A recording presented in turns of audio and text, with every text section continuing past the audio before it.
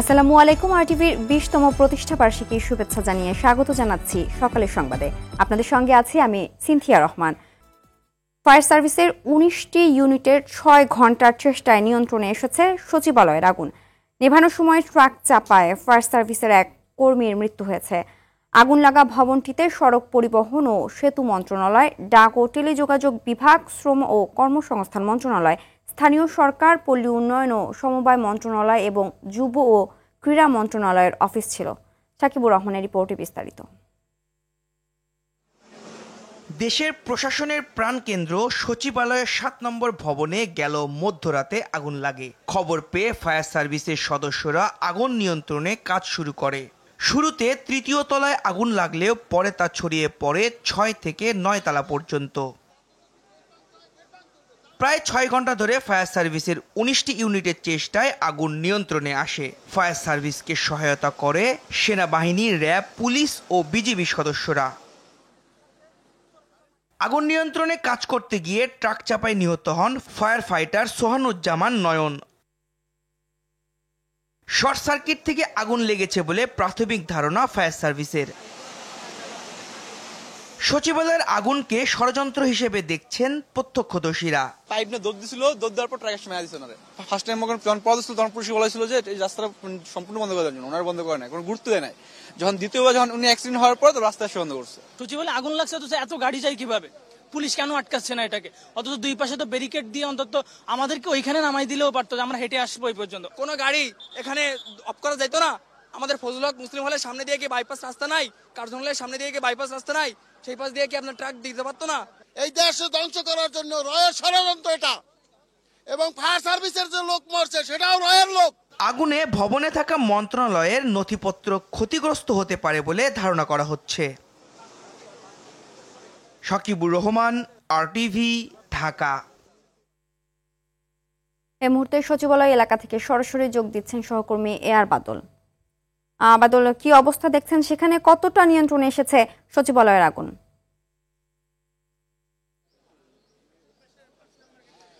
Cynthia, সকাল 8:05 fire সার্ভিসের পক্ষ থেকে ঘোষণা দেওয়া হয়েছে যে আনুষ্ঠানিকভাবে যে আগুন সম্পূর্ণ নির্বাপনে এসেছে এবং এখান থেকে ফায়ার সার্ভিসের গাড়িগুলো চলে যাচ্ছে, আমরা সেটি দেখতে পাচ্ছি। কিন্তু আমি এখানে 8:50 পর্যন্ত দেখেছি যে এই 7 নম্বর ভবনে যে অগ্নিকাণ্ডের ঘটনা ঘটেছে তার মাঝ বরাবরে যে জায়গাটি রয়েছে সেখানে ধোঁয়া উঠছিল, কিন্তু এখন সেটি দেখা যাচ্ছে না। আপনি যদি খেয়াল করেন দেখবেন যে ভবনের যেখানটাতে আগুন লেগেছে ঠিক যে প্রবেশদ্বার রয়েছে 7 নম্বর ভবন লেখা রয়েছে, তার সোজাসুজি যে জায়গাটি রয়েছে সেখানে আমরা দেখতে পাচ্ছি এখানে 4টি এসি ক্ষতিগ্রস্ত হয়েছে এবং এটি ভবনের একবারে সর্বোচ্চ 6 তলা 7 তলা হবে সেই জায়গাটিতে, এবং পাশাপাশি সেখান থেকে প্রায় যদি আন্দাজে বলা যায় যে প্রায় 100 ফিট বা 150 ফিট দূরে আরেকটি জায়গা, সেখানেও 2টি এসিতে ক্ষতিগ্রস্ত হয়েছে এবং অগ্নিকাণ্ডের চিহ্ন আমরা দেখতে পাচ্ছি। সেখান থেকে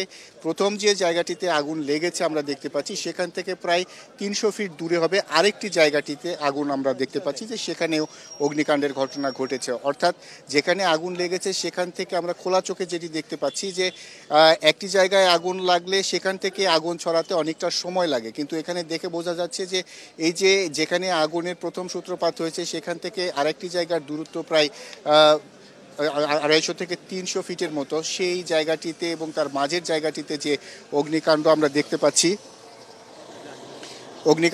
পাচ্ছি এটি সাধারণ যারা মানুষ রয়েছেন এবং যে রাতে যারা এসেছিলেন তারাও বলেছেন যে এটি আসলে পরিকল্পিতভাবে নাশকতা করা হয়েছে। কিন্তু স্বরাষ্ট্র উপদেষ্টা এসেছেন, তিনি সকালে ভিতরে গিয়েছিলেন এবং দেখে এসেছেন। তিনি বলেছেন যে একটি তদন্ত কমিটি এখানে উচ্চ পর্যায়ের গঠন করা হবে এবং সেই তদন্ত কমিটি এখানে প্রতিবেদন দিলে আসলে স্পষ্ট হবে যে কিভাবে এখানে অগ্নিকাণ্ডের ঘটনা ঘটেছে।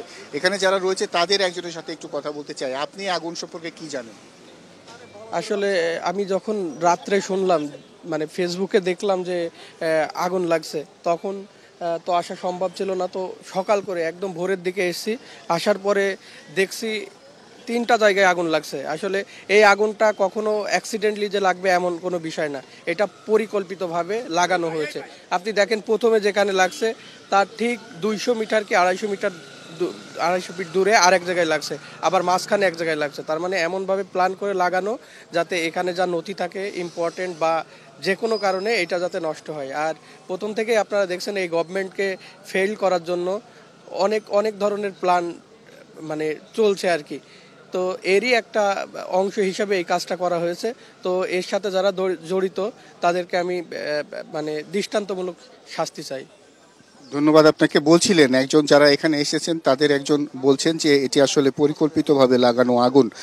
এই 7 নম্বর ভবনে যে মন্ত্রণালয়গুলো রয়েছে সেগুলো ক্রীড়া মন্ত্রণালয়, ডাক ও টেলিযোগাযোগ, তথ্য মন্ত্রণালয়, স্থানীয় সরকার, পল্লী উন্নয়ন ও সমবায় মন্ত্রণালয়, শ্রম কর্মসংস্থান মন্ত্রণালয়, অর্থ মন্ত্রণালয়, সড়ক পরিবহন, সেতু মন্ত্রণালয়ের বিভিন্ন বিভাগ রয়েছে এই 7 নম্বর ভবনে। আপনারা এর মধ্যে হয়তো জানেন যে পদ্মা সেতু দুর্নীতি সহ বিভিন্ন যে মেগা প্রকল্পগুলো রয়েছে সেই প্রকল্পগুলো নিয়ে সরকার এরই মধ্যেই দুর্নীতির বিষয়ে কাজ শুরু করেছে, দুদক কাজ শুরু করেছে। সেই অর্থ মন্ত্রণালয় এই প্রতিটা প্রকল্পের সাথে অর্থ মন্ত্রণালয়ের একটি সংশ্লিষ্টতা রয়েছে। এই ভবনে যেহেতু অর্থ মন্ত্রণালয় রয়েছে এবং অনেকেই মনে করছেন যে এই যে দুর্নীতির বিষয়টি যাতে সামনে না আসে সেই জন্য ফাইলগুলোকে গায়েব করে দেওয়ার জন্য এ ধরনের একটি চক্রান্ত হয়ে থাকতে পারে। যেভাবে আগুন লেগেছে আমরা যেটি দেখতে পাচ্ছি যে একই সাথে একই ভবনের 3টি জায়গায় অগ্নিকাণ্ডের সূত্রপাত হওয়াটা খুবই একটি সন্দেহজনক। যেহেতু এখানে স্বরাষ্ট্র উপদেষ্টা এসেছিলেন, তিনি বলছেন যে এটি একটি উচ্চ পর্যায়ের তদন্ত কমিটি গঠন করা হবে, গঠন করে আসলে জানা যাবে যে এটি কিভাবে আগুন লেগেছে এবং এর সাথে কেউ জড়িত ছিল কিনা সবকিছুই তখন বের হয়ে আসবে। কিন্তু ফায়ার সার্ভিস এরই মধ্যেই তারা জানিয়েছেন যে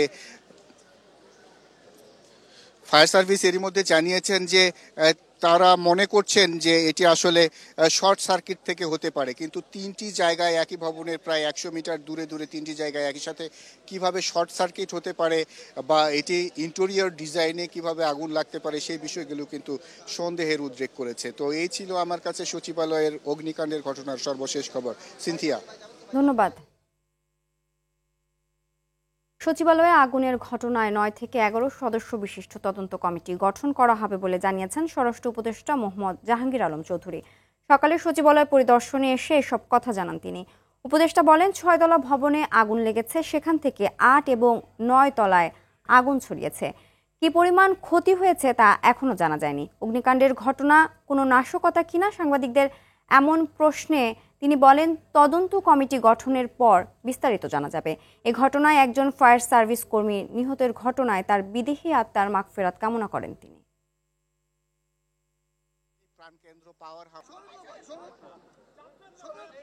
আমরা একটা তদন্ত কমিটি গঠন করে দিচ্ছি। ক্যাবিনেট সেক্রেটারি অলরেডি ইনস্ট্রাকশন দেওয়া হয়েছে, হোম সেক্রেটারি অলরেডি ইনস্ট্রাকশন দেওয়া হয়েছে একটা তদন্ত কমিটি, হাই পাওয়ার একটা তদন্ত কমিটি করে দেওয়ার জন্য। ইনভেস্টিগেশনের আগে আমি তো বলতে পারবো না, ইনভেস্টিগেশনের পরে আপনাদের আমরা জানাবো।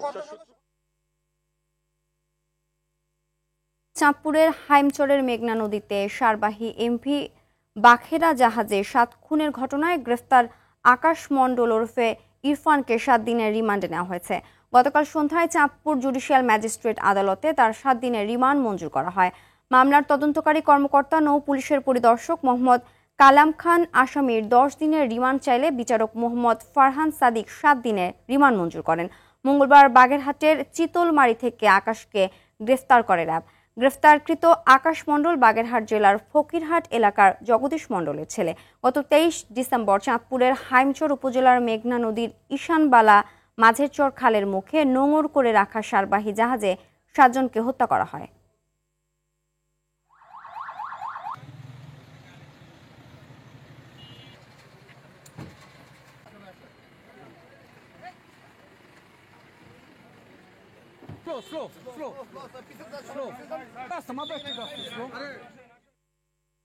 এই মুহূর্তে চাঁদপুর থেকে সরাসরি যোগ দিচ্ছেন সহকর্মী শরীফ চৌধুরী। শরীফ, ইরফানের রিমান্ডে নতুন কোনো তথ্য পেয়েছে কিনা পুলিশ জানাবেন? সিনথিয়া, চাঁদপুরে সার বোঝাই জাহাজ এমভি আল বাকারা যে 7 খুনের যে প্রধান আসামি আকাশ মণ্ডল ইরফানকে গতকাল সন্ধ্যায় চাঁদপুর জুডিশিয়াল ম্যাজিস্ট্রেটে তোলা হয়েছিল।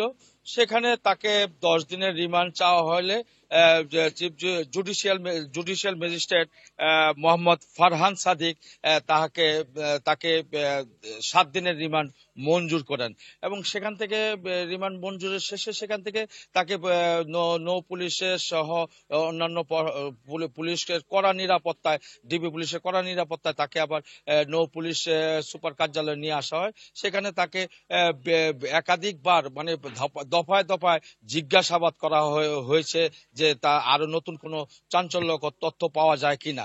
সকালবেলা আজকে ঠিক সকালের কিছুক্ষণ আগে তাকে আবার গাড়ি করে কোথায় নিয়ে গিয়েছে সেটা বলেনি, তবে গাড়িতে তুলতে দেখেছে কয়েকজন যে তাকে গাড়িতে করে সকালবেলা এখান থেকে নিয়ে যাওয়া হয়েছে। তো কোথায় নেওয়া হয়েছে সেটা এখনো বলা যায়নি, কেউই বলতে পারেনি।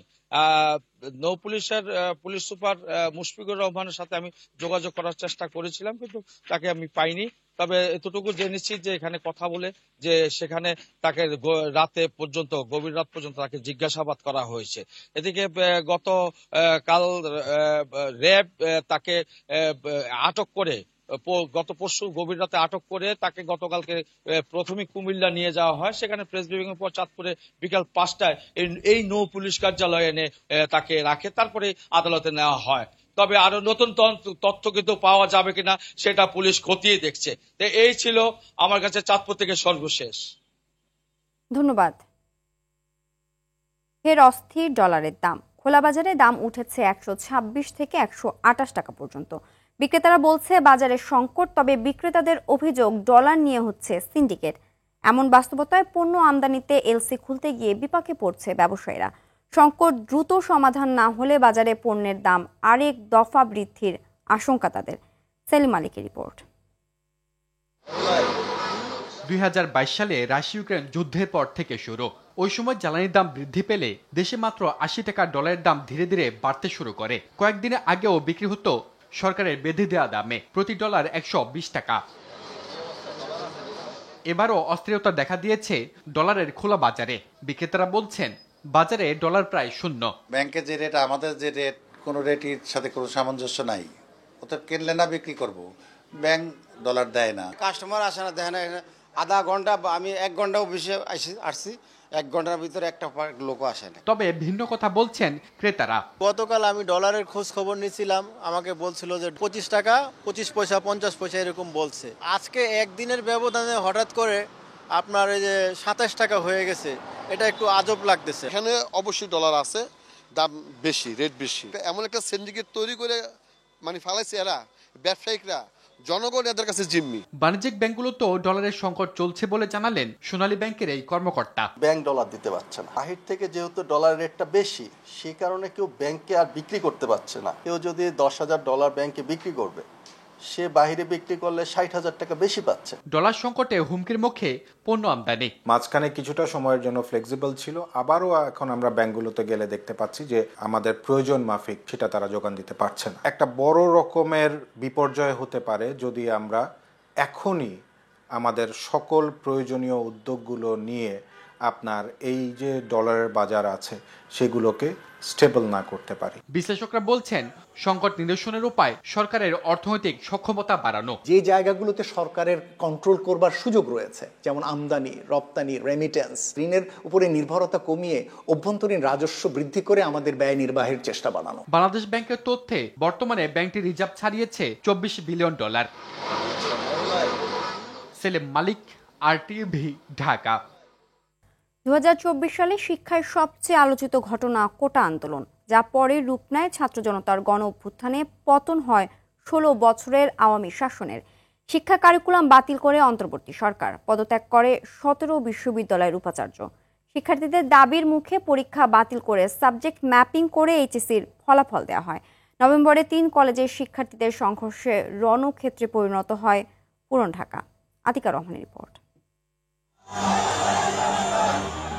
2024 সালে দেশের সবচেয়ে আলোচিত ঘটনা ছিল ছাত্র জনতার গণ অভ্যুত্থান। পতন হয় আওয়ামী লীগ সরকারের। তবে শুরুটা ছিল কোটা আন্দোলনের মাধ্যমে। মেধা না কোটা এই দাবিতে রাজপথে নেমে সরকার পরিবর্তন করে শিক্ষার্থীরা। বাংলাদেশের ইতিহাসে এই প্রথম 3 জন আসিফ মাহমুদ, নাহিদ ইসলাম ও মাহফুজ আলম উপদেষ্টা হিসেবে দায়িত্ব পান। কারিকুলাম আপনি যদি ডেভেলপ করেন, কারিকুলামের সাথে যদি আপনি ম্যাটেরিয়াল না দেন, শিক্ষক প্রশিক্ষণ না হয়, তাহলে সেটা কিন্তু মুক্ত করে পড়বে। এজ এ রেজাল্ট সেটি হয়েছিল। এটা একেবারে হযবরল অবস্থা তৈরি করেছিল। এখন সেখানে থেকে এই সরকার এসে সাথে সাথেই এক বাক্যে কোনো মূল্যায়ন না করে পুরোটা বাদ, এটা হচ্ছে আর একটি হঠকারী সিদ্ধান্ত। 5 আগস্টের পর ঢাকা বিশ্ববিদ্যালয়, জাহাঙ্গীরনগর, জগন্নাথ, রাজশাহী বিশ্ববিদ্যালয় সহ 17 বিশ্ববিদ্যালয়ের উপাচার্য ও উপ উপাচার্যরা পদত্যাগ করেন। 2023 সালে চালু হওয়া নতুন কারিকুলাম বাদ দেয় অন্তর্বর্তী সরকার। নতুন পাঠ্য বইয়ে বাদ পড়ছে শেখ হাসিনা ও তার পরিবারের সদস্যদের ছবি ও তাদের নিয়ে লেখা। যুক্ত হচ্ছে জুলাই বিপ্লবের শহীদদের আত্মত্যাগের কথা, গ্রাফিতি। যুক্ত হচ্ছে বিএনপির প্রতিষ্ঠাতা জিয়াউর রহমান ও 3 বারের প্রধানমন্ত্রী খালেদা জিয়ার ছবি। ঢাকার যাত্রাবাড়িতে গত 25 নভেম্বর শহীদ সোহরাওয়ার্দী কলেজ ও কবি নজরুল সরকারি কলেজের কয়েকশো শিক্ষার্থী ডক্টর মাহবুবুর রহমান মোল্লা কলেজে হামলা করে। অনেক শিক্ষার্থী আহত হয়। বছর জুড়ে রাজপথে আন্দোলন করে 7 কলেজের শিক্ষার্থীরা। তিতুমির কলেজকে বিশ্ববিদ্যালয় করা দাবির আন্দোলন ছিল বেশ আলোচিত ঘটনা। 14টি সংস্কার কমিশন গঠন করে কাজ শুরু করলেও এখনো গঠন হয়নি শিক্ষা কমিশন। গার্মেন্টস সেক্টর, আপনি দেখেন আইটি, এগুলোতে কিন্তু আমাদের পর্যাপ্ত জনবল নেই। আমাদেরকে বাইরে থেকে লোক নিয়ে এসে কাজ করতে হচ্ছে। সো শিক্ষাকে যে রিফর্ম, পুরোটা রিফর্ম করতে হবে, আমাদের মার্কেট ওরিয়েন্টেড কারিকুলাম তৈরি করতে হবে এবং সেই অনুযায়ী ইউনিভার্সিটিগুলোকে ঢেলে সাজিয়ে নতুন সাবজেক্ট ওপেন করা এবং পুরাতন যে সাবজেক্টগুলো রয়েছে যেগুলো এখন হয়তো চাহিদা কমে যাচ্ছে সেগুলোকে সিট সংখ্যা কমিয়ে দিয়ে এরকম একটি প্ল্যান করে এগোতে হবে। না হলে ইউনিভার্সিটি বলেন আর শিক্ষা ব্যবস্থা বলেন বেকার তৈরির কারখানা অলরেডি হয়ে গেছে। এই কারখানা থেকে আরও আনপ্রোডাক্টিভ জিনিসপত্র তৈরি হতে থাকবে। আতিকা রহমান, RTV, ঢাকা। সময়ের পরিক্রমায় সাফল্যের ভেলায় চড়ে এবার কুড়ির আঙিনায় আজ এবং আগামী টেলিভিশন চ্যানেল RTV। 2005 সালের 26শে ডিসেম্বর দেশে 5ম বেসরকারি টেলিভিশন চ্যানেল হিসেবে গণমাধ্যম জগতে যাত্রা শুরু। দীর্ঘ পথ পরিক্রমায় RTV দর্শক শ্রোতাদের ভালো লাগাকে প্রাধান্য দিয়েছে, বিপরীতে পেয়েছে ভালোবাসা। RTVর গল্পের কিছুটা তুলে ধরছেন খান আলামিন।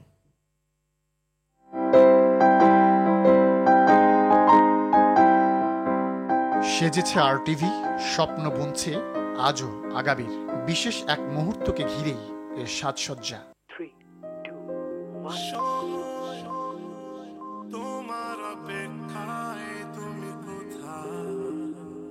শেষ হয়েছে সময়ের অপেক্ষা। 19-এর বৃত্ত থেকে বেরিয়ে 20-র আঙিনায় পথ চলা শুরু করেছে জনপ্রিয় টেলিভিশন চ্যানেল RTV।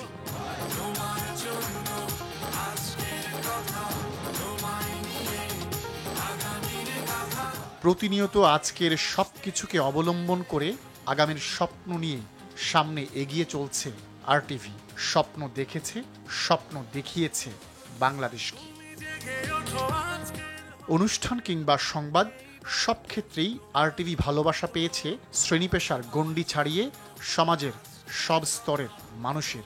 ডিজিটাল প্ল্যাটফর্মেও অগণিত মানুষের ভালোবাসায় প্রিয় প্রাঙ্গণ হয়ে উঠেছে RTVর বিভিন্ন চ্যানেল কিংবা পেজ। দশক যুগ পেরিয়ে 15-16 করে এখন 20-র আঙিনায় RTV। রজতের পথে এগিয়ে যাওয়া হবে রঙিন। 21-এর অঙ্গনে পৌঁছার আগেই দর্শক প্রিয়তায় তুঙ্গে আরোহণের লক্ষ্য RTV। নিরন্তর এ পথ চলায় সবাইকে সঙ্গে চাই আমরা। খান আলামিন, RTV।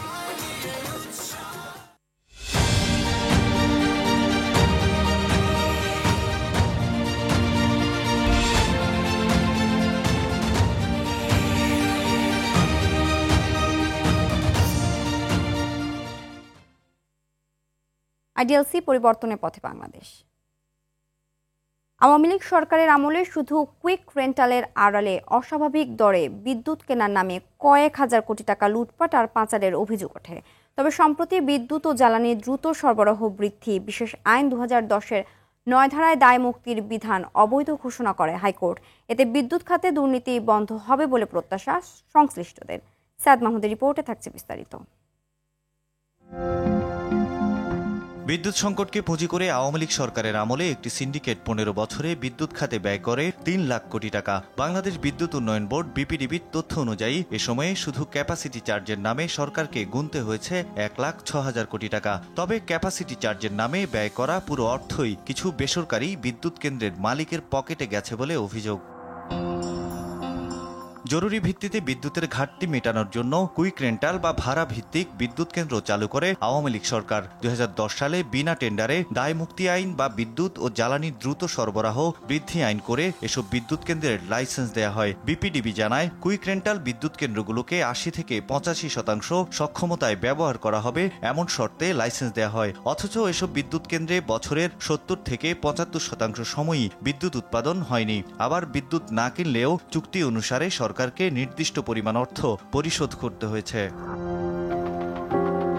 2013 সালে সংসদে বিএনপি নেতারা কুইক রেন্টালকে ভ্রান্ত নীতি বলে আখ্যা দিলেও সরকারের পক্ষ থেকে বলা হচ্ছিল ক্রমবর্ধমান চাহিদা মেটাতে দ্রুত উৎপাদন বাড়াতে এর বিকল্প নেই। অবশেষে গত 14 নভেম্বর বিদ্যুৎ ও জ্বালানির দ্রুত সরবরাহ বৃদ্ধির আইন 2010-এর 9 ধারায় দায়মুক্তির বিধান অবৈধ ঘোষণা করে হাইকোর্ট। এতে বিদ্যুৎ খাতে লুটপাট বন্ধ হবে বলে প্রত্যাশা সংশ্লিষ্টদের।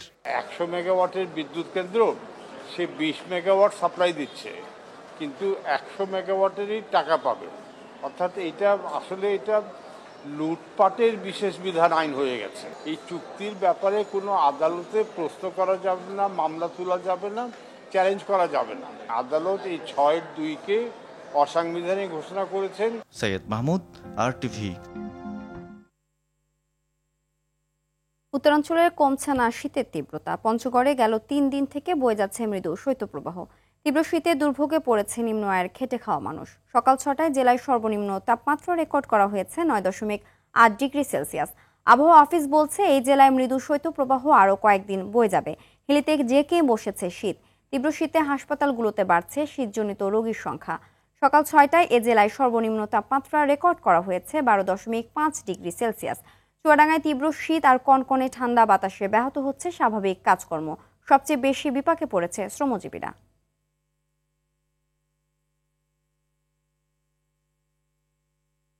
আন্তর্জাতিক সংবাদ। চলতি মাসের শুরুর দিকে পতন হয় প্রেসিডেন্ট বাশার আল আসাদের। পরবর্তীতে তুরস্ক সমর্থিত সিরিয়ার ক্ষমতাসীন সশস্ত্র গোষ্ঠীর সঙ্গে স্থানীয় মিলিশিয়া গোষ্ঠীগুলোর মাঝে ব্যাপক বৈরিতা তৈরি হয়। এর মাঝেই সিরিয়ায় কুর্দিপন্থী যোদ্ধাদের অস্ত্র সমর্পণের পরামর্শ দিয়েছেন তুরস্কের প্রেসিডেন্ট রিসেপ তাইয়েপ এরদোয়ান।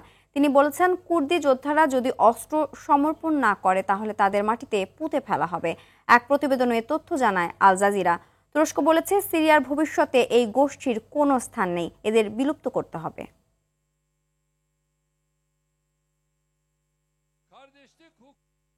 ফিলিস্তিনের গাজায় গণহত্যা অব্যাহত রেখেছে ইসরায়েল। গেল 24 ঘন্টায় নুসৈরাত শরণার্থী শিবিরে 5 সাংবাদিক সহ কমপক্ষে 23 জনকে হত্যা করেছে আইডিএফ। এতে করে উপত্যকাটিতে নিহতের সংখ্যা পৌঁছেছে 45,400 জনে। এছাড়া এসব ইসরায়েলি হামলায় 20 লাখের বেশি ফিলিস্তিনি বাস্তুচ্যুত হয়েছে বলে জানিয়েছেন জাতিসংঘ।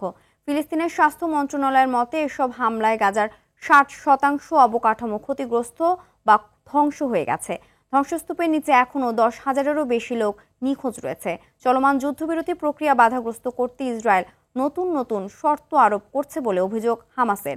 অভিযোগ অস্বীকার করে হামাসকে দায়ী করেছেন ইসরায়েলের প্রধানমন্ত্রী বেনিয়ামিন নেতানিয়াহু। খেলার খবর। ফুটবল। ইংলিশ প্রিমিয়ার লিগ ফুটবলে রাতে আলাদা ম্যাচে মাঠে নামবে লিভারপুল ও ম্যানচেস্টার সিটি। ঘরের মাঠ অ্যানফিল্ডে হামজা চৌধুরীর লেস্টার সিটির মুখোমুখি হবে লিভারপুল। 16 ম্যাচে 12 জয় ও 3 ড্রয়ে 39 পয়েন্ট নিয়ে তালিকার শীর্ষে আর্নে স্লট বাহিনী। জয় নিয়ে নিজেদের অবস্থান ধরে রাখতে চায় লিভারপুল। আর তালিকার নিচের সারিতে থাকা লেস্টার সিটি নিজেদের অবস্থার উন্নতি করতে এই ম্যাচে জয়ের বিকল্প ভাবছে না।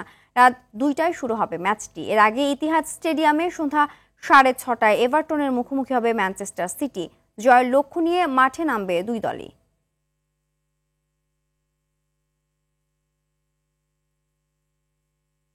ক্রিকেট। 6 মৌসুম পর পাকিস্তান সুপার লিগের ড্রাফটে নাম লিখিয়েছেন বাংলাদেশি তারকা পেসার মুস্তাফিজুর রহমান। পিএসএল এর সামাজিক যোগাযোগ মাধ্যম থেকে এমনটা নিশ্চিত করা হয়েছে। আগামী 8 এপ্রিল পাকিস্তানে শুরু হবে এবারের পিসিএল।